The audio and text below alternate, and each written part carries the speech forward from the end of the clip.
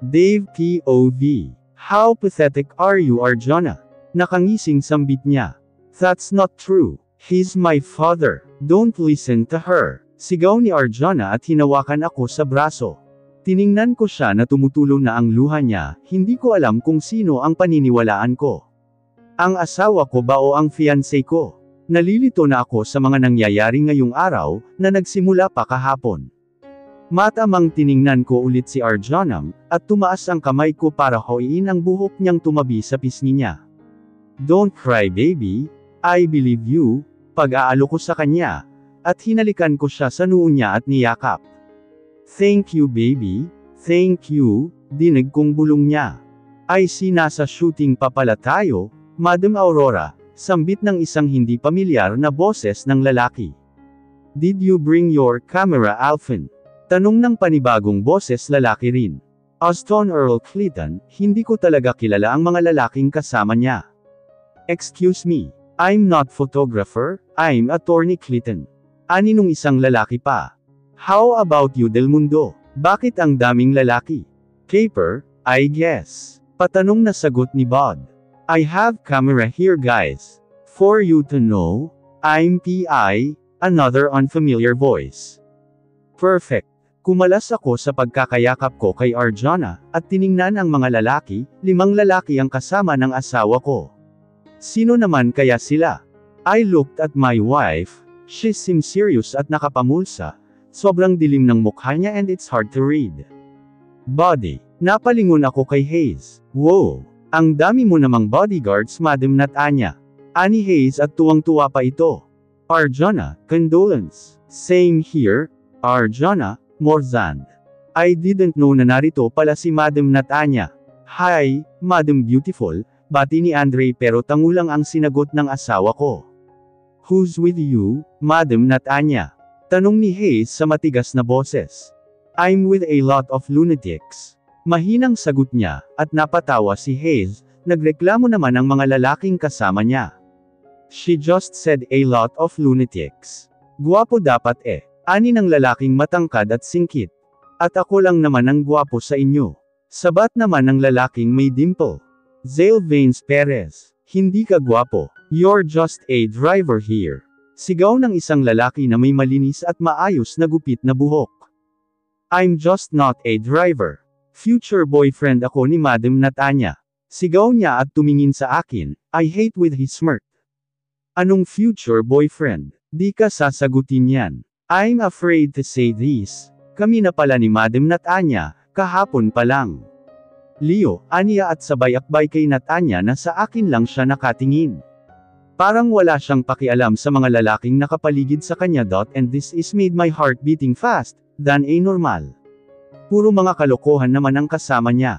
What Montano? Sabay-sabay na mura ng mga lalaki. Enough with your nonsense. John Reyes is about to bury. Malamig na sambit niya, at tinalikuran kaming lahat. Napalingon na naman ako kay Arjuna, at nagsisimula na namang tumulo ang mga luha niya. Don't cry baby, I'm here.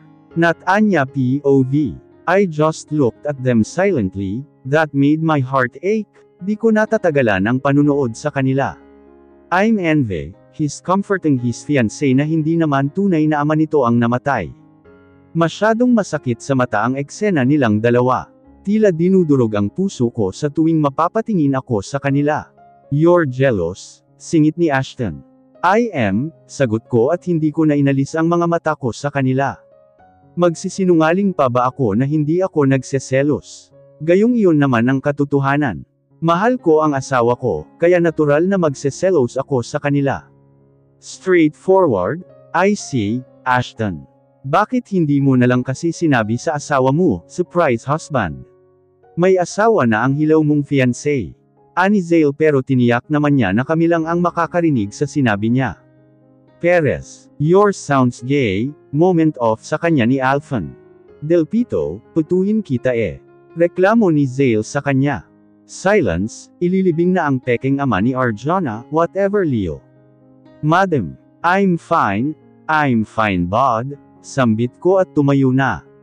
Habang pinapanood ko ang asawa ko, na yakap-yakap ang kabit niya, ay mas sumasakit pa ng sobra ang puso ko. Madam, you don't deserve this. Yeah. Alphan, shut up.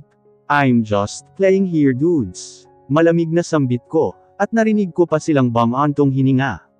Dave POV. 2 hours had passed, at narito pa kami sa cemetery, kung saan nakalibing si Tito John. Pinapasok ko na sa loob ng kotse ko si Arjona dahil umaambon ito. Nakatayo lang ako sa harapan ng puntod, at nang maramdaman ko na may tumabi sa akin. Medyo nagulat ako nang makita ko si Natanya sa tabi ko. Ilang minuto kaming tahimik. Tanging mga huni ng ibon at patak lang ng ulan ang maririnig namin ngayon. Bakit mo sinabi yun? Bakit sinabi mo na hindi niya tunay na ama si Tito? Tanong ko sa malamig na boses. I'm jealous, sagot niya na nagpakunot sa noo ko, ang layo ng sagot niya sa tanong ko. I'm jealous that I want to kill someone, aniya at nagtatagis pa ang bagang niya. What are you talking about? Naguguluhang tanong ko sa kanya. Jealous, nagseselos ako sa babae mo. And why I have this feeling that I don't have the right for jealous. Well, in fact, I'm your wife, you're my husband and we're married, pero nagigising ako sa katotohanan na, you'll never know my worth. Tell me Dave, kahit kaunti ba o kasing liit lang ng daliri ko, ay wala talaga akong puwang dyan sa puso mo. Mahinang tanong niya. And my heart skips a beat. Nahihirapan akong huminga, dahil sa tanong niyang iyon. I tried to avoid you. But narito pa rin ako at namamaalamos ng pagmamahal mo. It is hard to love me back Dave. I wanted to go back at the past, yung ako lang ang kasama mo, at walang minamahal, but that's life. You can't back to the past, ako lang ba ang malas sa pag-ibig? Kaunting pansin lang ang hinihingi ko sa'yo Dave, pero hindi mo maibigay sa akin.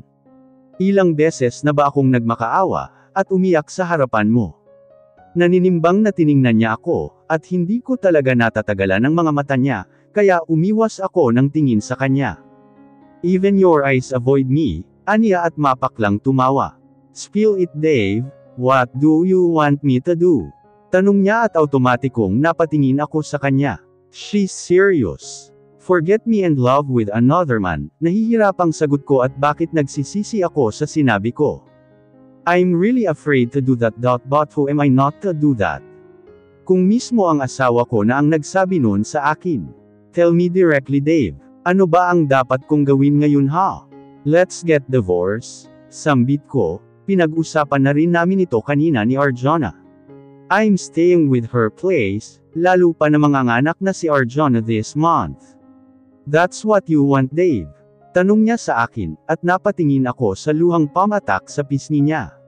Bakit nakaramdam ako ng kirot sa puso ko? Yes, I'm living with Arjona for good. Does your heart really wants it? Sa sinabi niya ay mas bumilis pa ang pintig ng puso ko. And I'm afraid to call it what is it. I can't give you that, but not now Dave.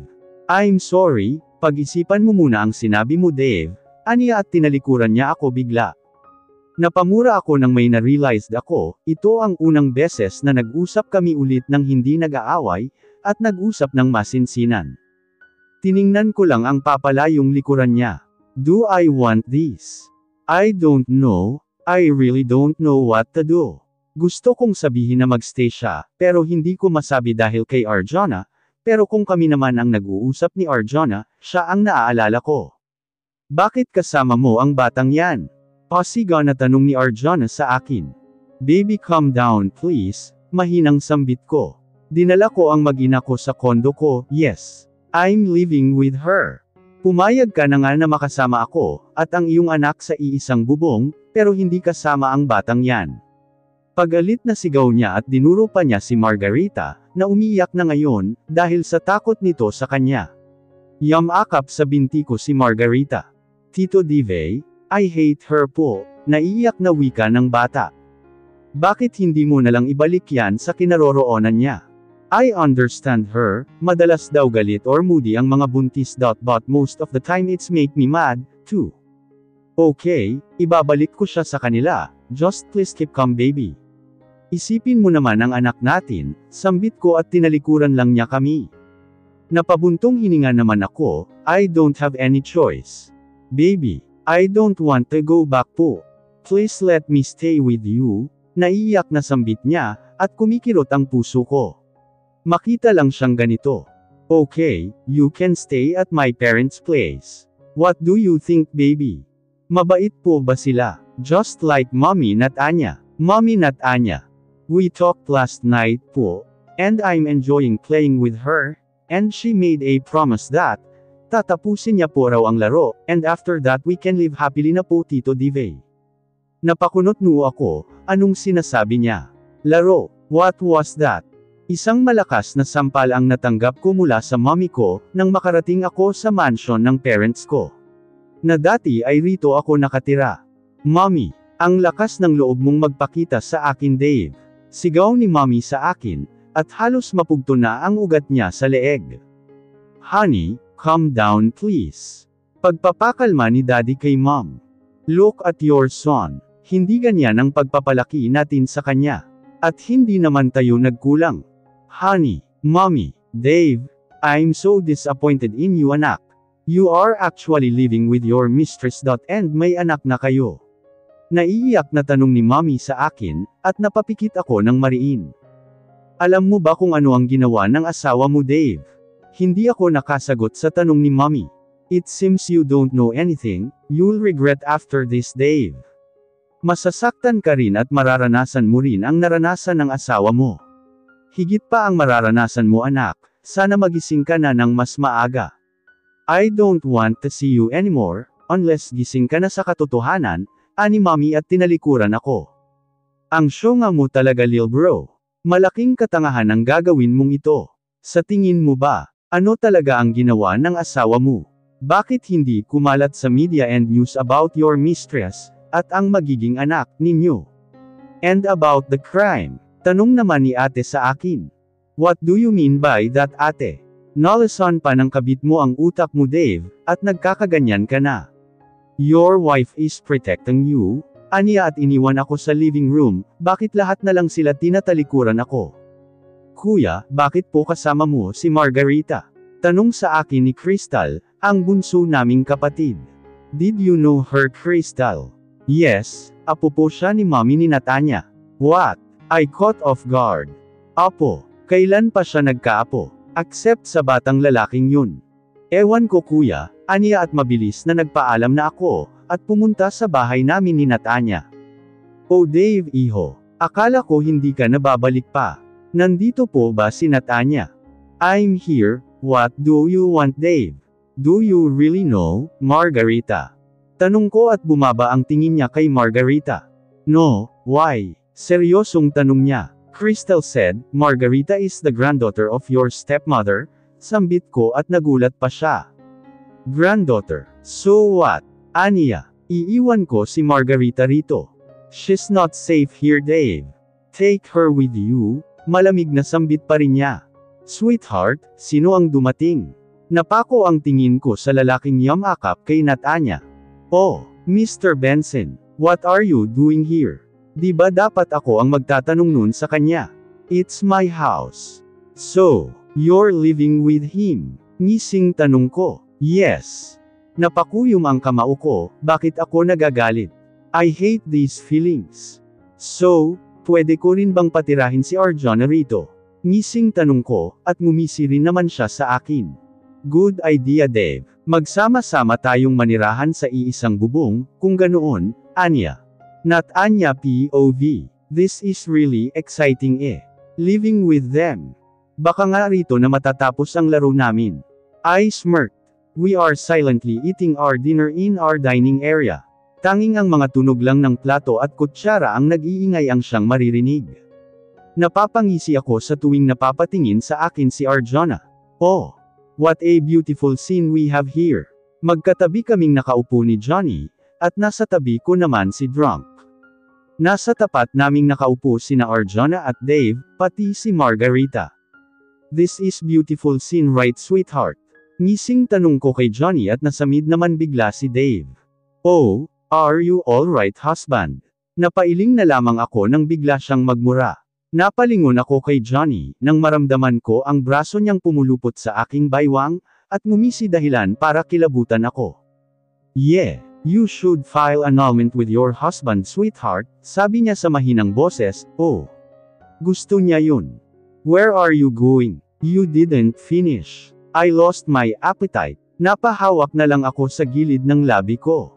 What was that? You. Kung maglalambingan kayo ay huwag sa harapan namin.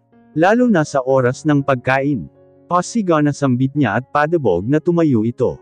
Hindi ko inaasahan na magsasalita ng ganito ang katabi ko. Ego. Careful woman. You're pregnant.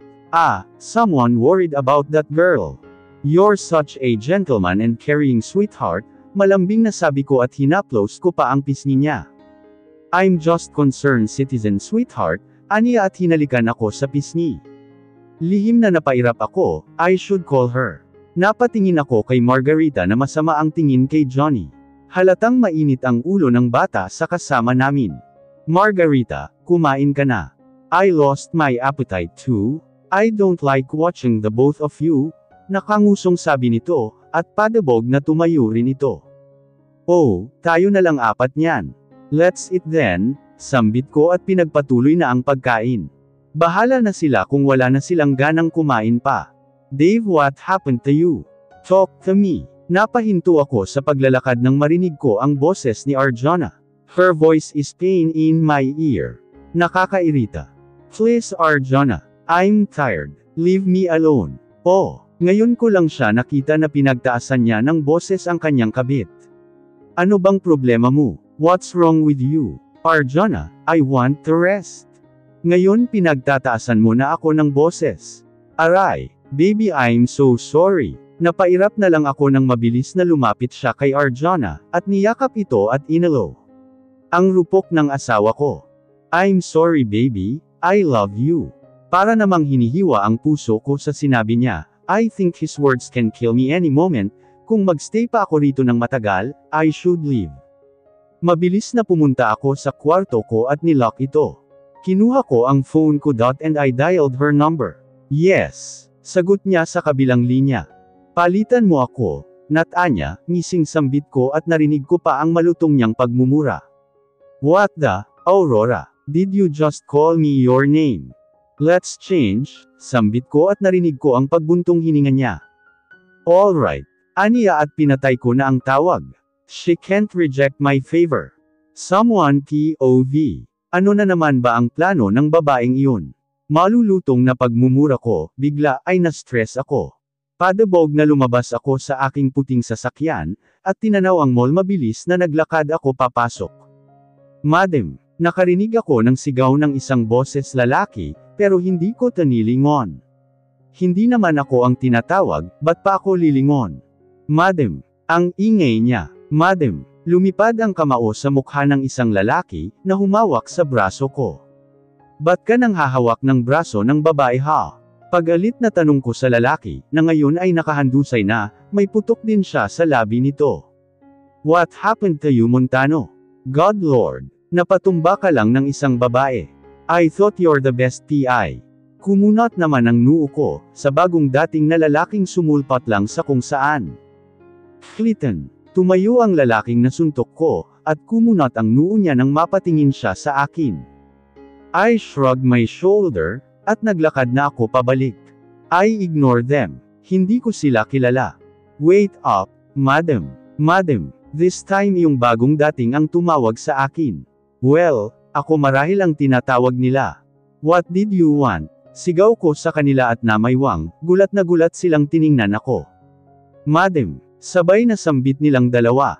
Who are you? Tanong ko at nalaglag ang mga panga nilang tumingin sa akin, tapos sila naman ang nagkatinginan sa isa't isa. Nagka-amnesia ba si Madam Montano? Ano yun na aksidente kahapon? Lubayan niyo ako, mga baliw. Sigaw ko at akmang maglalakad na sana, nang magsalita ulit ang nasuntok ko kanina. Madam Natanya, napapikit na lang ako at napahampas pa ako sa aking noo. Napamura ako. I felt I'm a big trouble, right now. Get in the car. Mabilis na lumingon ako sa pinanggalingan ng boses. What the? Sabay na mura ng dalawa. Long time no see Natasha, nakangising sambit ni Natanya, and raised my middle finger to her and murmured. Ginantihan niya lang ako ng mapaglaro niyang halakhak, I hate you talaga. Nat Anya POV. Narito kami ngayon sa kondo ko, at nakangising tiningnan si Natasha na hindi naalis ang poker face niya sa mukha, at kanina pa niya binubulong ang pagmumura sa akin. Napapailing na lang ako, hindi pa rin nagbabago. Nananaginip ba tayo? Biglang sigaw ni Austin. Na, this is not a dream, ngising sambit ni Zale, at palipat-lipat ang tingin sa amin. Kahanga-hanga, hindi ko akalain na may kamukha ka pa pala, Madam Nat Anya, nakatulalang komento ni Alphan. Na, baka nagpa-plastic surgery lang yan. Sigaw ni Leo, at siyang pagtayo naman ni Natasha. What did you say? Plastic surgery. I rolled my eyes. Perlas. Sigaw ko at namimulag ang mga matang tiningnan ako. Don't call me like that. I see, masyadong mainit ang ulo nito. Ang sakit niyang magmura, komento naman ni Zale. Parang hindi babae, Leo. Enough, mariin na saad ko, at tumayo ako saka ako lumapit kay Natasha. Boys, this is Natasha Belmonte, my twin sister. Sigaw niya at napangisi ako. Oh my bad, little sister Natasha, my long lost twin sister, mas matanda ako ng 5 minuto at 6 na segundo. She's my writer and photographer too, siya ang humaharang sa mga newspaper and social media, para hindi sumabog ang balita namin, ng buhay ko, paliwanag ko sa kanila. Twin sister. And Natasha this is. I don't want to know, these people. Sambit niya at napailing na lang ako. Mas malutong pa siya magmura kaysa sa akin. Sabay-sabay kaming lumingon sa pintuan ng kondo ko, nang bigla itong nabuksan at malakas na senaryo ulit. May galit sa mundo. Napairap ako nang makita ang kapatid ko. Where's your manners, Pex? Malamig na tanong ko rito. Sorry about that, Ate Ape. Siya na ba si Natasha? Oh, new version of you, Ate Ape. No doubt, magkambal nga kayo, masyado nga lang mainit ang ulo nitong Natasha.